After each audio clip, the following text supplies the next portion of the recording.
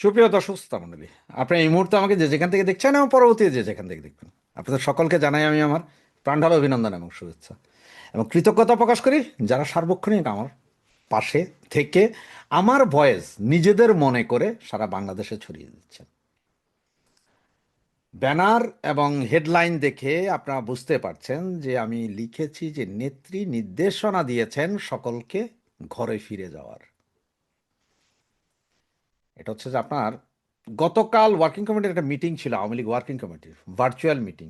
সেখানে নেত্রীর সরাসরি নির্দেশনা ছিল যে সকলকে ঘরে ফিরে যেতে হবে, নেতারা যে যেখানে আছেন সকলকে বাংলাদেশে আসতে হবে, এসে রাজনীতির হাল ধরতে হবে, তা না হলে হবে না।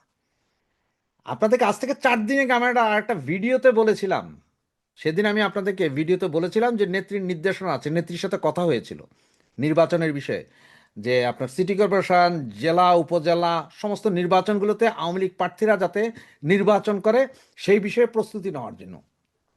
অনেকে বিশ্বাস করেছিলেন, অনেকে বিশ্বাস করেননি। যারা বিশ্বাস করেননি তারা হয়তো এখন বুঝবেন যে কথাগুলো আসলে নেত্রীর নির্দেশনা ছিল কিনা। ফেসবুকে দিয়েছিলাম, অনেকেই বিশ্বাস করেছেন, অনেকেই আমাকে ফোন করেছেন। তবে হ্যাঁ, আজকে সকাল থেকে বেশ কিছু লোকের ফোন পেয়েছি যারা আমাকে বারবার বলছেন, ভাই এই কথা তো আপনি বলছিলেন, এটা আসলে সত্য হলো। তো ঘটনা হচ্ছে আমরা অনেক কিছুই বলতে চাই, অনেক কিছু বলতে পারি না, আবার অনেক কিছু এমনভাবে বলতে হয় যে মনে হয় যেন গুজব ছড়াচ্ছি। তবে গুজব না ভাই, একটু ধৈর্য ধরে যদি শুনেন। গত 18টা মাস প্রচণ্ড কষ্ট করেছেন, আমরা চেষ্টা করেছি আপনাদেরকে উৎসাহ দিতে। আমার নিজের কোনো স্বার্থ নেই। আজকে আপনাদের কাছে একটা ওয়াদা করি, যদি সেটা না হয়, আমি যদি সেই ওয়াদা যদি না রাখি বা যদি খেলাপ করি, সেদিন প্রয়োজনে আপনারা সারা বাংলাদেশে আমার পোস্টার লাগায় জুতা নিক্ষেপ করেন। আওয়ামী লীগের কর্মী, আমার তৃণমূলের ভাই বোনরা, আপনারা যেদিন সুস্থভাবে বাসায় ফিরে যাবেন, আপনারা যেদিন স্বাভাবিক জীবনযাপন করতে পারবেন, আওয়ামী লীগ যেদিন আবার রাজনীতি করতে পারবে, ক্ষমতায় আওয়ামী লীগ না যাক, আওয়ামী লীগ যেদিন রাজনীতি করার মতন থাকবে, সেদিন থেকে আমি আর আওয়ামী লীগ সম্বন্ধে আর কোনো কথা বলবো না। সেদিন থেকে আওয়ামী লীগ কী করছে, কে কী করছে, কোনো কথাই বলবো না, আমি অন্য কাজে ব্যস্ত হব। এখন পর্যন্ত আপনার গুজব ধরেন আর যাই বলেন, আমি আপনাদের জন্য চেষ্টা করছি। কারণ হচ্ছে যে আমার কোনো খায়েশ নাই, আমি কমিশনার হব না, আমি এমপি হব না, আমি কোনো মন্ত্রী হব না, বা আমাকে ওই যে কষা জাহিদের মতন ফোন দিয়ে প্রধানমন্ত্রীর উপদেষ্টাও করবে না। এবং এটা আমি হইতেও যাব না। আমি যেখানে আছি খুব শান্তিতে আছি, আমি আমার শান্তি মতো আছি। এত বছর আমাদের কোনো পাত্তা ছিল না, আমরা কথাও বলি না। কি হয়েছে, আওয়ামী লীগ ক্ষমতায় ছিল না ভাই 15 বছর, 2 বছর তত্ত্বাবধায়ক, কথা বলিনি। এখন কথা বলছি যখন দেখছি দেশ বিপদে, দল বিপদে, নেত্রী বিপদে। কারণ আমার শুরুটা হয়েছে শেখ হাসিনাকে দিয়ে, শেষও হবে শেখ হাসিনাকে দিয়ে। কারণ আমি সরাসরি বলি যে আমি আওয়ামী লীগের দালাল, আমি দালাল। এটা আমি বলতে গর্ববোধ করি। সুতরাং আপনারা জাস্ট মনে রাখেন, আপনাদের কারোর সাথে আমার কোনো অ্যালার্জি নাই। আপনার কে নেতা হবেন, কে মন্ত্রী হবেন, কে এমপি হবেন, সেটা আপনাদের বিষয়। আমি কারো বাড়া ভাতে ছাই দিতে যাব না। আমি যাই আপনাদের কোনো জায়গায় যাই বলবো না যে আমার এইটা দাও।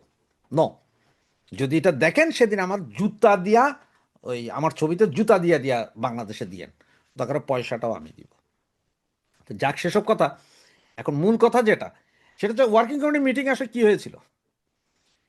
আপনারা অনেকে হয়তো অনেক নেতাদের সাথে কথা বলেন, তাদের কাছ থেকে জানতে পারবেন আপনারা।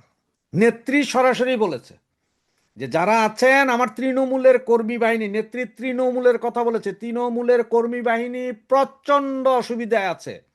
অনেকের খাওয়ার নাই, দাওয়ার নাই, মামলা চালানোর পয়সা নাই, জায়গা জমি বিক্রি করে তারা জামিনের দিচ্ছে।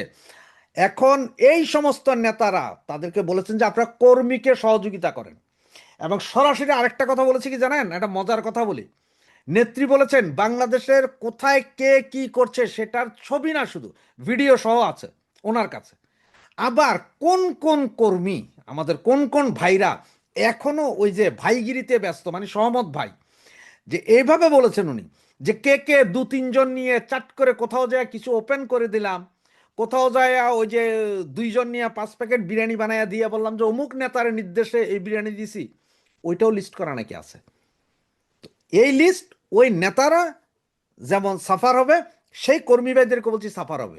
আমি বারবার আপনাদের একটা কথা বলছিলাম যে আমরা এখন কোনো ভাইয়ের পক্ষে না যাই, আমরা শুধু বলি যে জননেত্রী শেখ হাসিনার পক্ষ থেকে আমরা এই কাজটুকু করছি। ফেসবুকে দেন, কোনো সমস্যা নাই। টুইটারে দেন, হোয়াটসঅ্যাপে দেন, যাহার নাম ইচ্ছা দেন, খালি কোনো ভাইয়ের নাম দিয়েন না যে অমুক ভাইয়ের নির্দেশনায় অমুক ভাইয়ের সহযোগিতায়। না, আপনার সেই ভাই কালকে থাকবে কিনা সেটা কিন্তু সন্দেহ আছে। আপনার সেই ভাইয়ের অবস্থান কি হবে সেটা চিন্তা করেন। সুতরাং এখনো ভাইগিরি ভুইলা আমার ভাই তৃণমূল কর্মী যারা আছেন তারা আপনারা নিজেদের নেত্রীর নির্দেশনায়, অমুক ভাইয়ের সহযোগিতা দরকার নাই, কোন ভাই কি সহযোগিতা করতেছে, কোন ভাই কি করতেছে, সব নেত্রীর কাছে আছে, পাই টু পাই। আমরা কে কি করছি সব আছে, কে কি কথা বলছি এইটাও জানে নেত্রী। ওয়ার্কিং কমিটির মিটিংতে সবগুলো নেতাকে ধরে ধরে বলছে যে আপনারা যা করতেছেন বা করতে চাইতেছেন এগুলো বাদ দিয়ে আগে তৃণমূল গুছানোর কথা বলা হয়েছে। এখন তৃণমূল গুছাইতে হলে কি করতে হবে, আপনাদেরকে দেশে ফিরে যেয়ে ওদেরকে ফেস করে তৃণমূল গুছান। আর যদি তৃণমূল গুছাইতে না পারেন, আল্লাহর রাস্তা আপনারা রাস্তা মাপেন। নেত্রী সরাসরি এটা ছিল যে তৃণমূলের সহযোগিতা করেন। নেত্রী আরেকটা কথা বলেছেন, সেটা হচ্ছে যে এই রোজার মাসে প্রচুর গরিব দুঃখী কষ্ট করছে, তাদেরকে সহযোগিতা করার জন্য নেতাদেরকে সরাসরি নির্দেশ দিয়েছে। যেসব তৃণমূল কর্মীরা জেলে আছে তাদের জামিন করানোর ব্যবস্থা করানোর জন্য বলা হয়েছে। হ্যাঁ, অনেকে হয়তো বলতে পারেন যে ভাই আপনি এগুলো কি বলতে। হ্যাঁ ভাই, আপনারা যাদের নেতাদের সাথে কথা বলেন তাদেরকে সোজা জিজ্ঞেস করেন। তারা যদি অস্বীকার করে, তারা যদি এড়িয়ে যেতে চায়, তাদের বললেন আমার সাথে আসতে আমি টকশোর আয়োজন করব, সেদিন আমি বলবো আপনারা উপস্থিত থাকবেন, তাদের কাছে জবাব চাইব। নেত্রীর সোজা নির্দেশনা যে সর্বপ্রথম তৃণমূল গুছান, দল গুছান, নেতাগিরি পরে করেন, গ্রুপিং ভুলা যান, আগে দল গোছান। দল যদি না গুছাইতে পারেন কিছুই হবে না, দল গুছাইতে হবে। এবং দল গোছানোর জন্যই নেত্রীর সরাসরি নির্দেশনা। এবং নেত্রীর আরেক নির্দেশনা, যেটা সর্বপ্রথম নির্দেশ, সেটা হচ্ছে যে নির্বাচনী পরিবেশ তৈরি করেন। নির্বাচন আমরা করতে হবে, সেগুলোর ব্যাপারে যারা যারা নির্বাচন করবে সেটা প্ল্যান ওয়াইজ করেন। তবে হ্যাঁ, কে নির্বাচন করবেন আর কে করবেন না, আর কে বন্ধ ছিলেন ঘুমাইয়াছিলেন সেটা কিন্তু নেত্রী জানে। ওই যে এখন যদি কেউ আইসা বলেন, যেসব নেতারা যারা মনে করেছিলেন যে ঘুমাইছিলাম, ভালো ছিলাম, জেগে দেখি বেলা নাই, আপনাদের বেলা আসলেই নাই। আপনারা কে কি কর্মকাণ্ড করেছেন সেটা নেত্রী জানে। এবং নেত্রী এটাও বলেছে যে ওনার কাছে ফেসবুকও আছে, কোন নেতার ফেসবুক কবে বন্ধ, কোন নেতা কোন দিন কি এডিট করে কি দিয়েছে, এগুলো সব আছে, সব কিছু আছে। কোন মন্ত্রী কাকে বিচারপতি বানানোর চেষ্টা করেছিলেন, সেই বিচারপতি সেই মহিলা এখন কোন দলের হয়ে কাজ করতে, সব নেত্রীর কাছে আছে, পাই টু পাই। অনেককেই দেখবেন ভোকাল, ভেরি ভোকাল, ওনারা কথা বলেন আওয়ামী লীগের জন্য। ওনাদের পেছনের অতীত ওনারা, এই গত 18 মাসের অতীত ওনারা জানেন, নেত্রীর কাছে আছেন। 12 তারিখের ইলেকশনের পরে কারা কারা আপনারা হাই হাই খাই খাই করতেছেন, ওইটার লিস্টও নেত্রীদের কাছে আছে।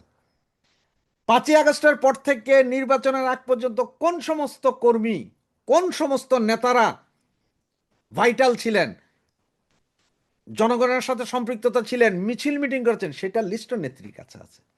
আবার কোন কোন কর্মী বাহিনী, আমার তৃণমূল কর্মী বাহিনীরা ভাই লীগের সেই ব্যানার ধরে মিছিল করেছেন, সেটাও আছে। মোট 4টা ফাইল করা আছে, যেগুলো নেত্রী গতকালের ওয়ার্কিং কমিটির দীর্ঘ 2.5 ঘন্টার মিটিংয়ে সবগুলো বলেছেন। এবং এটাই বাস্তব নেত্রীর কথা।